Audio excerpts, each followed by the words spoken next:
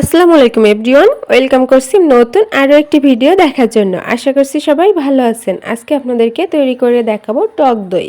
এই গরমে মিষ্টি দইয়ের থেকে টক দই যে কতটা উপকারী সেটা আপনারা সবাই জানেন। তাই ঘরে কিভাবে টক দই তৈরি করতে হবে সেই রেসিপিটা আপনাদের মাঝে শেয়ার করব।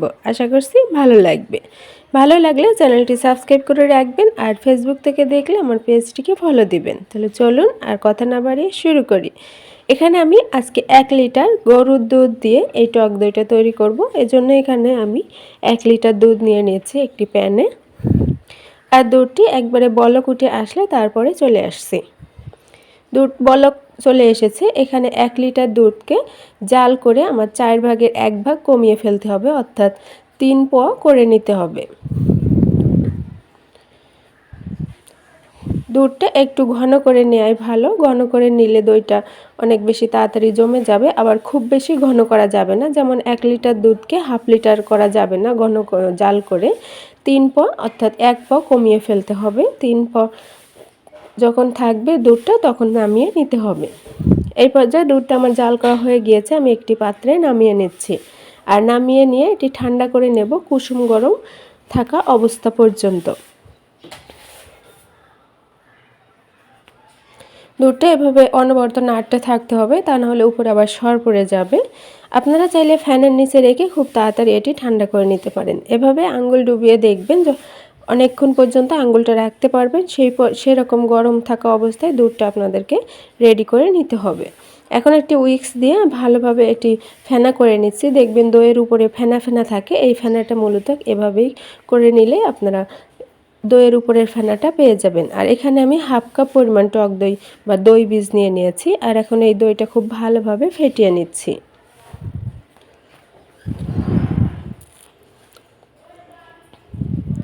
দইটা ভালোভাবে ফেটানোর পরে যে কুসুম গরম দুধ আছে সেখান থেকে কিছুটা পরিমাণ দুধ দিয়ে এর সাথে মিশিয়ে নিচ্ছি। দুধটা আগে থেকে ফেটানোর কারণ, এতে করে দুধটা আর কেটে যাবে না যখন টক দই দেওয়া হবে। এখন কিছুটা দুধ দিয়ে আরও ভালোভাবে এই টক দইয়ের সাথে মিশিয়ে নিচ্ছি। মেশানোর পরে এখানে কুসুম গরম দুধের ভেতরে দইটা দিয়ে দিচ্ছি, এতে করে আর দুধটা কেটে যাওয়ার ভয় থাকবে না। দুধটা দিয়ে আবার উইক্স দিয়ে খুব ভালোভাবে এটি ফেনা করে নেব। আর ফেনা করে নেওয়ার পরে এটি আমি যে পাত্রে সেট করব অর্থাৎ বসাবো দইটা, সেই পাত্রে নিয়ে নেব। এখানে আমি মাটির পাত্র নিয়ে নিয়েছি একটা, আর সাথে নিয়ে নিব 3টি প্লাস্টিকের পাত্র। এখানে আপনারা আপনাদের পছন্দ মতো পাত্রে এটি বসাতে পারেন দইটি। তবে মাটির পাত্র হলে সেটি খুব তাড়াতাড়ি জমে যায় দইটা। এখানে 3টি প্লাস্টিকের পাত্র নিয়ে নিয়েছি। নিয়ে একইভাবে এখানে দই বীজগুলো দিয়ে দিচ্ছি। আজকে আমি 2টি পর্যায়ে এই দইটা সেট করে দেখাবো, একটি চুলায় আর একটি সারা রাত গরম স্থানে রেখে।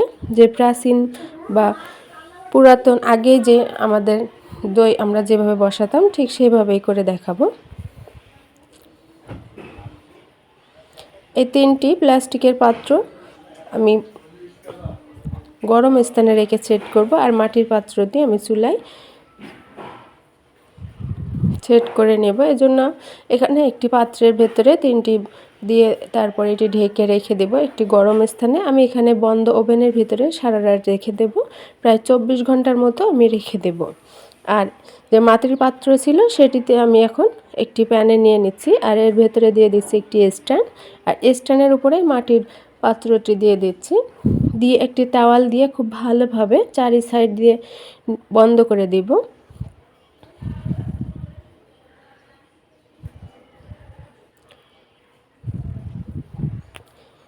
বন্ধ করে দেওয়ার পরে ঢাকনা ছিদ্রটা বন্ধ করে দিয়ে এটি চুলায় আমি একবারে লো হিটে এটি এভাবে রেখে দেব প্রায় 2 থেকে 3 ঘন্টার মতো।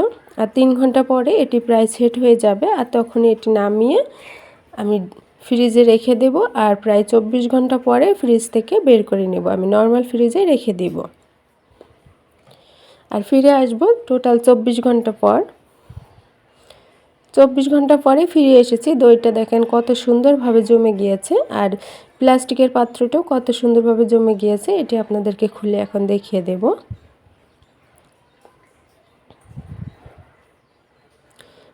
এটি কত পারফেক্টভাবে জমেছে এটি আপনাদেরকে কেটে দেখালে আপনারা ভালোভাবে বুঝতে পারবেন। তো ভিউয়ার্স, আশা করছি আমার আজকের এই দই রেসিপি আপনাদের কাছে ভালো লেগেছে। আর এই গরমে টক দই আপনারা তৈরি করে বিভিন্ন কাজে বা শরবত, লাচ্ছি যেটাই বলেন না কেন সেটাতে তৈরি করে পরিবেশন করতে পারবেন। আমার এই ভিডিওটি ভালো লাগলে ফ্রেন্ডস ফ্যামিলিদের মাঝে শেয়ার করবেন। আজকে এই পর্যন্তই, অন্য কোনো রেসিপি নিয়ে আবারও চলে আসবো। সে পর্যন্ত সবাইকে আল্লাহ হাফেজ।